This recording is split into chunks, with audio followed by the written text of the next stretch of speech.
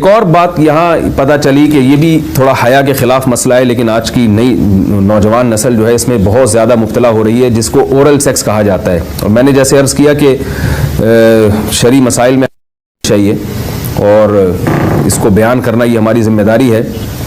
تو یہ چیز بھی انگریزی فلموں سے اور فحش فلموں سے ہماری نئی نسل میں بہت تیزی سے سرایت کر رہی ہے، اور لوگ اس بارے میں علماء سے بہت زیادہ مسائل پوچھتے ہیں، خواتین بھی پوچھتی ہیں جو اس میں مبتلا ہیں.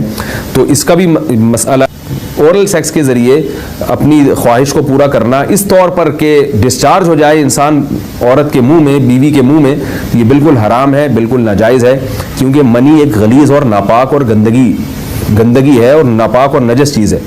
بعض حضرات یہ کہتے ہیں کہ منی پاک ہے، مگر یاد رکھیں منی کے پاک ہونے کے دلائل مضبوط نہیں ہے، منی کے ناپاک ہونے کے دلائل بہت مضبوط ہیں. سب سے پہلی دلیل قرآن مجید میں آتا ہے الم نخلقکم من ماء مہین، ہم نے تمہیں غلیظ اور پلید پانی سے پیدا کیا ہے، ذلیل پانی سے پیدا کیا ہے. تو اس میں بھی اشارہ ہے کہ منی ناپاک چیز ہے. دوسری بات یہ کہ حدیث میں آتا ہے کہ کنت افرق المنی من ثوب رسول اللہ صلی اللہ علیہ وسلم ثم یصلی فیہ. حضرت عائشہ رضی اللہ تعالیٰ عنہ فرماتی ہیں کہ رسول اللہ صلی اللہ علیہ وسلم کے کپڑوں پر اگر منی لگی ہوتی تھی، صحیح بخاری کی حدیث میں، میں اس کو کھرچ کے صاف کرتی تھی، پھر آپ صلی اللہ علیہ وسلم اس میں نماز پڑھا کرتے تھے. بعض حضرات نے یہاں سے استدلال کیا ہے کہ منی اگر ناپاک ہوتی تو حضرت عائشہ اس کو دھوتی، کھرچ کے صاف کرنا اس کی علامت ہے کہ منی پاک ہے. لیکن یہ بات غلط ہے. اگر منی پاک ہوتی تو حضرت عائشہ کو کھرچنے کی ضرورت نہیں تھی.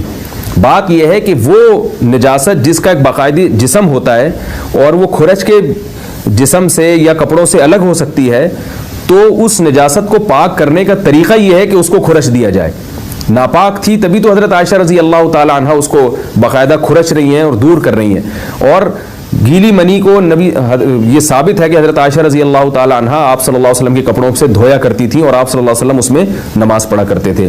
حضرت عمر رضی اللہ تعالی عنہ کے دور میں کسی شخص کو احتلام ہوا تو اس نے اپنے پورے جو ہے نا وہ کپڑے دھوئے، تو حضرت عمر نے اس کو منع کیا، فرمایا کہ اتنا کافی تھا کہ اس جگہ کو تم دھو لیتے. تو اس میں بھی حضرت عمر اس کو باقاعدہ دھونے کا حکم دے رہے ہیں. کسی بھی صحابی نے اعتراض نہیں کیا کہ یا امیر المومنین آپ ان کو دھونے کا حکم کیوں دے رہے ہیں، منی تو پاک ہے. تو منی کے جو ناپاک ہونے کے دلائل ہیں وہ بہت مضبوط ہیں. باقی اس کو جو کھرچنے کا حکم ہے وہ اس لیے کہ منی کے پاک جو اگر خشک ہو جائے تو وہ کھرچ کے بھی پاک ہو جاتی ہے، اس کو پھر دھونا ضروری نہیں ہوتا، پہلے سے ہی پاک ہے. ایک اور دلیل منی کے ناپاک ہونے کی یہ ہے کہ جو مذی ہے، ٹرانسپیرنٹ پانی جو مرد کے جسم سے نکلتا ہے، وہ اگر جسم سے نکل جائے تو وضو فرض ہو جاتا ہے، اور منی نکل جائے تو غسل فرض ہوتا ہے. اب یہ کیسی بات ہے کہ مذی کے نکلنے سے جس سے وضو فرض ہو رہا ہے وہ تو ناپاک ہے، اور منی نکلنے سے جب غسل فرض ہو رہا ہے بڑی والی طہارت، تو اس کو ہم پاک قرار دیں.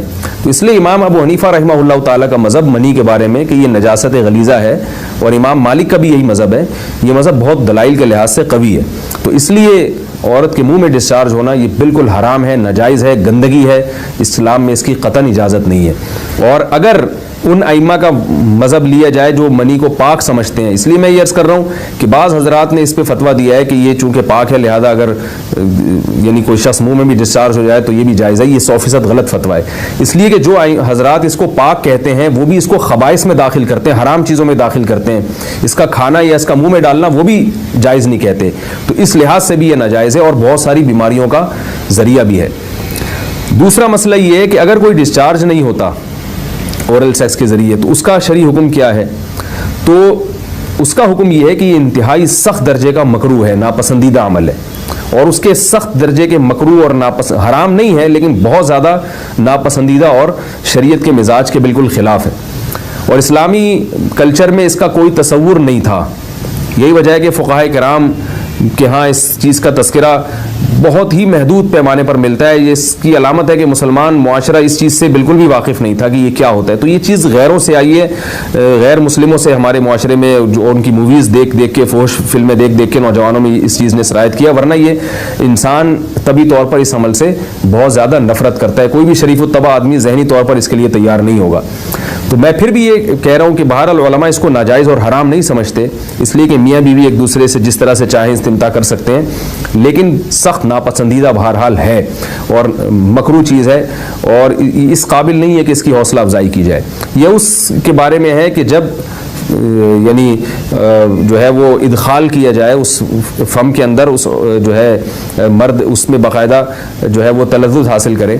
اگر ایسا نہ ہو بلکہ باہر سے استمتاع کیا جائے، جیسے بعض جگہ ایسا ہوتا ہے کہ کیا نام ہے عورت کو اس چیز سے گھن آتی ہے کہ وہ اپنے منہ میں اس گندگی کو لے کر جائے، تو پھر بعض شوہر زوجہ کو مجبور کرتے ہیں کسنگ وغیرہ پر، تو یہ کم درجے کی کراہت ہے.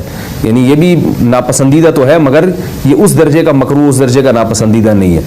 دوسری بات یہ کہ یہ جو میں نے پوری ڈیٹیل بیان کی ہے یہ اس صورت میں ہے اس کے مکروہ اور ناپسندیدہ ہونا کہ عورت اس کے لیے ذہنی طور پر آمادہ ہو. یہ بات خوب یاد رکھیں، اگر عورت کو اس عمل سے گھن آتی ہے تو پھر مرد بیوی کو اس کام پر مجبور ہرگز نہیں کر سکتا، کیونکہ یہ نکاح کے جو ایگریمنٹ ہے، مقتضیات ہیں، اس کے خلاف ہے. یعنی یہ اس میں داخل نہیں ہے. عورت اپنے آپ کو ہم بستری سے تو نہیں روک سکتی، مرد جب چاہے گا بیوی سے ہم بستری کر سکتا ہے، عورت کو اجازت نہیں ہے، لیکن خاص اس عمل سے عورت مرد کو روک سکتی ہے اگر وہ ذہنی طور پر